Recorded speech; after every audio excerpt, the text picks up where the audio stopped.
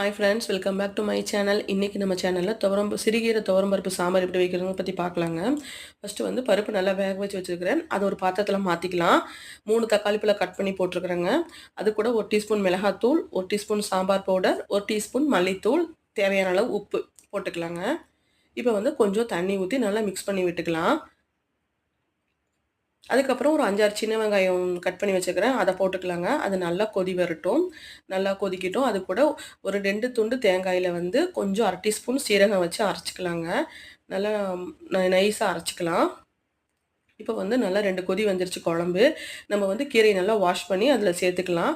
ரொம்ப நேரம் கீரையை போட்டதுக்கப்புறம் கொதிக்க விடக்கூடாது. குழம்பு நல்லா இருக்காது. கீரையை போட்டுக்கலாங்க. அதுக்கப்புறம் தேங்காய் ஊற்றிக்கலாம். நம்ம அரைச்சி வச்சுருந்த தேங்காயும் ஊற்றிக்கலாம். கொஞ்சோண்டு புளி ஊற்றிக்கலாங்க. இது நல்லா 2 கொதி வரட்டும். ரொம்பவும் கொதிக்க வேணாம். அதுக்கப்புறம் குழம்பு இறக்கி வச்சுட்டு கடுகு, கருவேப்பிலை, சீரகம் போட்டு தாளித்து ஊற்றிக்கலாங்க. அவ்வளோதான். தேங்க்ஸ்.